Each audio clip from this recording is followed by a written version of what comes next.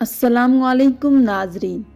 अल्लाह ताला ने हमारी हिदायत के लिए इस दुनिया में 1,24,000 कमोबेश नबियों को भेजा, जिन्होंने अलग अलग वक्त में अल्लाह के पैगाम को इंसानों तक पहुंचाया और हमारी हिदायत की। और अल्लाह के आखिरी नबी हज़रत मोहम्मद मुस्तफ़ा सल्लल्लाहु अलैहि वसल्लम की वफ़ात के बाद ये सिलसिला हमेशा हमेशा के लिए थम गया। लेकिन नाज़रीन, क्या आपको पता है कि अल्लाह के 1,24,000 नबियों में से आज के दौर में भी 4 नबी ऐसे हैं जो आज भी जिंदा हैं और जिनको अल्लाह ने ज़ाहिरी ज़िंदगी की हालत में उठा लिया था।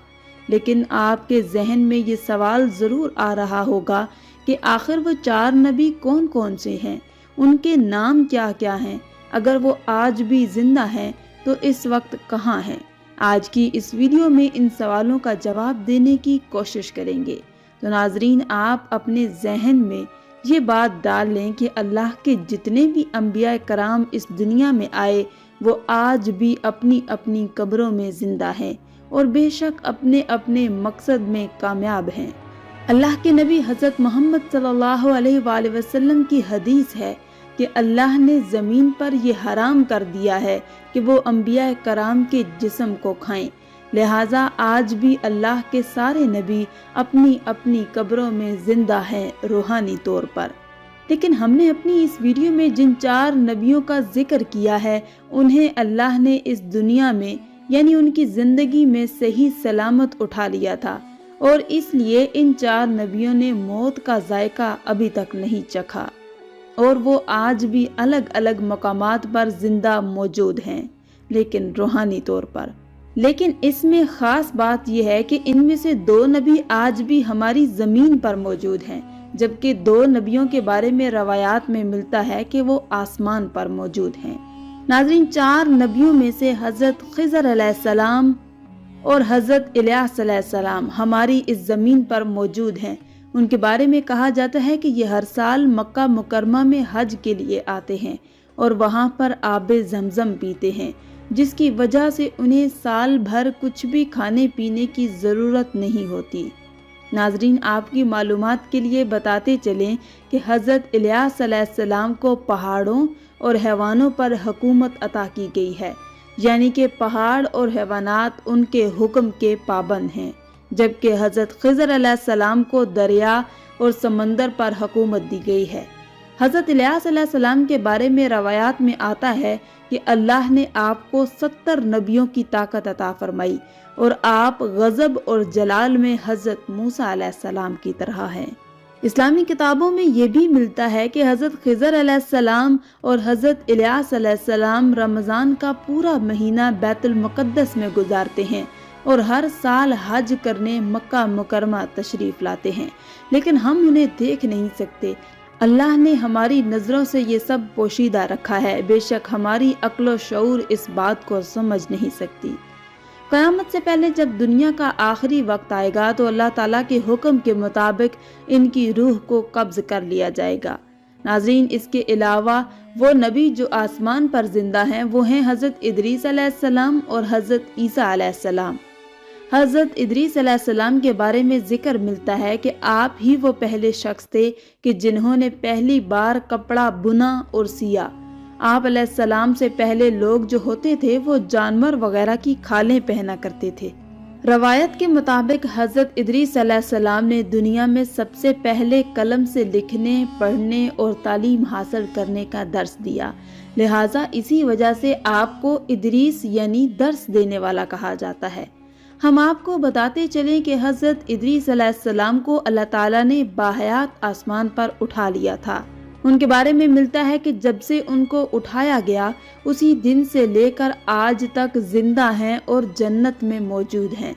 तो हज़रत इदरीस अलैहिस्सलाम की रूह अभी तक कब्ज़ नहीं हुई है, आप जिंदा हैं और जन्नत में रहते हैं।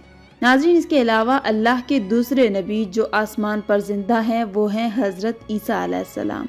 आपको बताते चले कि अल्लाह ताला ने हज़रत ईसा अलैहिस्सलाम को बनी इसराइल के लिए अपना नबी बनाकर भेजा था, लेकिन जब हज़रत ईसा अलैहिस्सलाम ने इनको अल्लाह के दीन اور حق کی بات کی دعوت دی تو ان میں سے تو کچھ لوگوں نے آپ کو قبول کر لیا، لیکن زیادہ تر لوگ آپ کے دشمن بن گئے، اور انہوں نے یہ سازش کی کہ کسی بھی طرح حضرت عیسیٰ علیہ السلام کو سولی پر چڑھا دیا جائے۔ لیکن جب آپ کو سولی پر چڑھانے کا وقت آیا، جس شخص نے آپ کو سولی پر چڑھانے کا منصوبہ بنایا تھا، اس کو آپ کی جگہ پر سولی پر چڑھا دیا گیا، اور اللہ نے آپ کو صحیح سلامت آسمان پر اٹھا لیا۔ اسلامی روایات میں ملتا ہے کہ جب قیامت سے پہلے حضرت امام مہدی علیہ السلام اس دنیا میں ظہور فرمائیں گے، تب حضرت امام مہدی علیہ السلام کے زمانے میں پھر سے حضرت عیسیٰ علیہ السلام اس دنیا میں تشریف لائیں گے۔ حضرت عیسیٰ علیہ السلام کی بات ہو رہی ہے تو ہم آپ کو حضرت عیسیٰ علیہ السلام اور ایک مردہ بادشاہ کا واقعہ بتاتے ہیں، جس کو سن کر آپ کو نصیحت حاصل ہوگی۔ اللہ تعالیٰ نے انسانوں کی رہنمائی کے لیے ذرے ذرے میں نشانیاں رکھی ہیں، یہاں تک کہ اللہ تعالیٰ اپنے نبیوں کو وہ قوت عطا کرتا ہے جس سے وہ دنیا کے سارے راز جان سکیں۔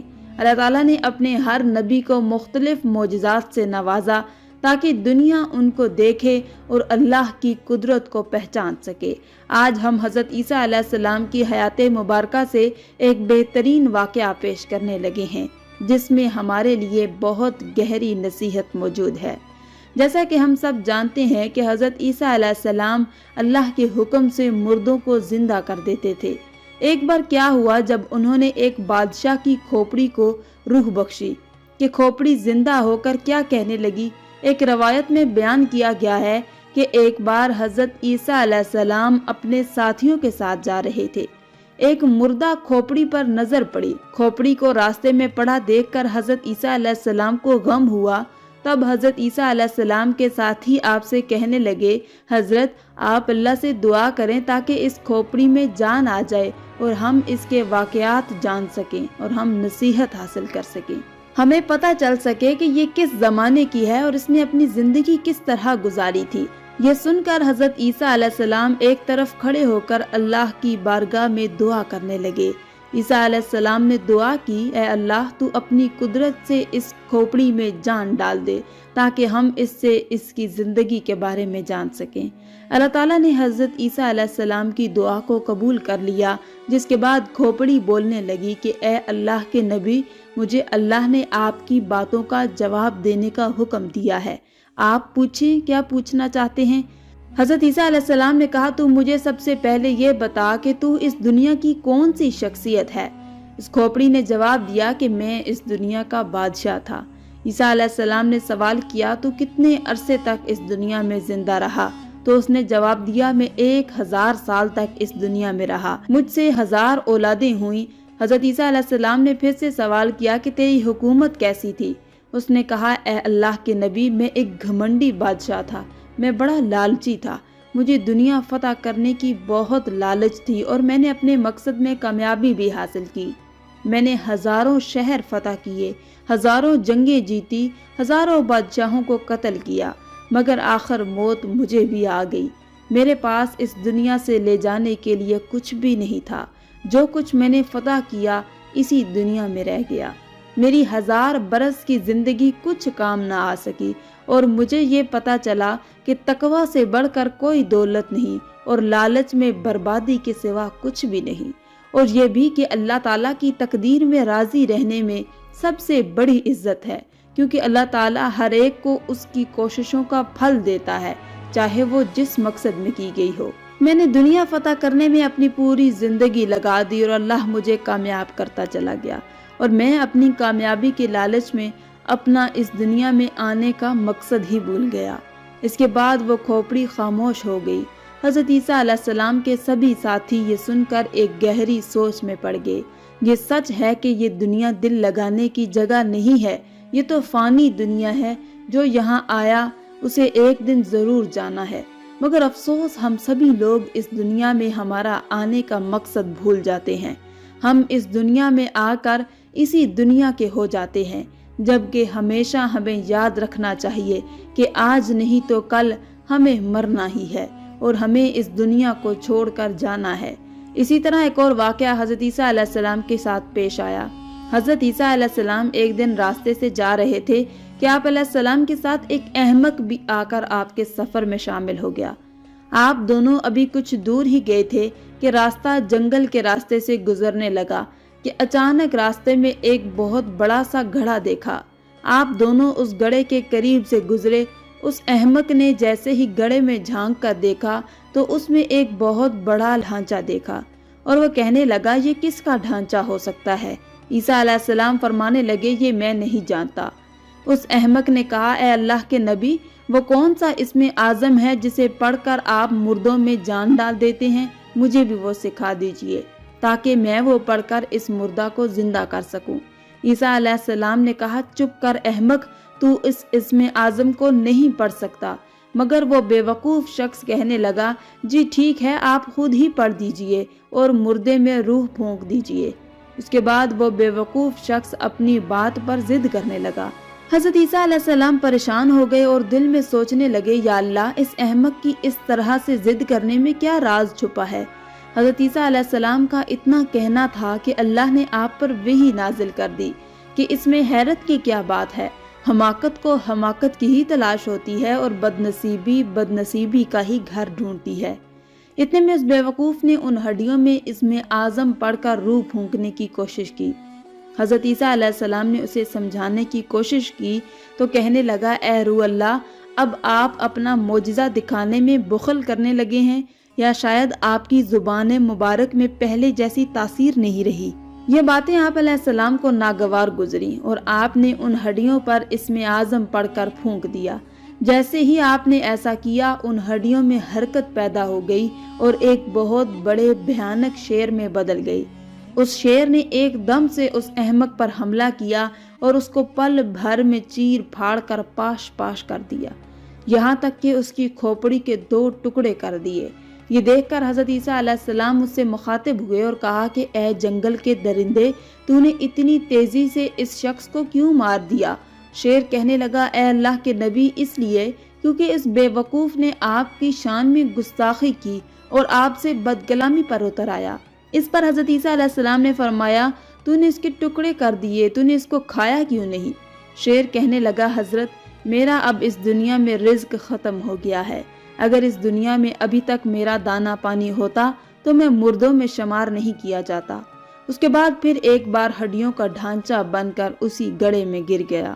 حضرت عیسیٰ علیہ السلام کے اس معجزے سے پتہ چلتا ہے کہ اللہ تعالیٰ دنیا کو حضرت عیسیٰ علیہ السلام کے ذریعے اس دنیا کی حقیقت سمجھانا چاہتے تھے۔ جو جس حال میں ہے اسی میں اللہ تعالیٰ کی کوئی نہ کوئی حکمت ضرور ہوتی ہے۔ کیا خوب کہا ہے کسی نے، نہ عروج اچھا ہے نہ زوال اچھا ہے، میرا مالک جس حال میں رکھے وہی حال اچھا ہے۔ ناظرین، یہ تھے اللہ کے 4 نبی جن کے بارے میں کہا جاتا ہے کہ وہ آج تک زندہ ہیں اور الگ الگ مقام پر موجود ہیں، لیکن ایک دن ان کو بھی موت کا زور کا جھٹکا لگے گا۔ اس سے اللہ تعالیٰ کی بات بھی مکمل ہو جائے گی کہ ہر ذی روح کو موت کا ذائقہ چکھنا ہے، ہر چیز فانی ہے، بے شک رہنے والی ذات صرف اللہ تعالیٰ کی ہے۔ آخر میں اللہ رب العزت سے دعا ہے کہ اللہ تعالیٰ ہمیں نیک اعمال کرنے اور برائی سے بچنے کی توفیق عطا فرمائے، آمین یا رب العالمین۔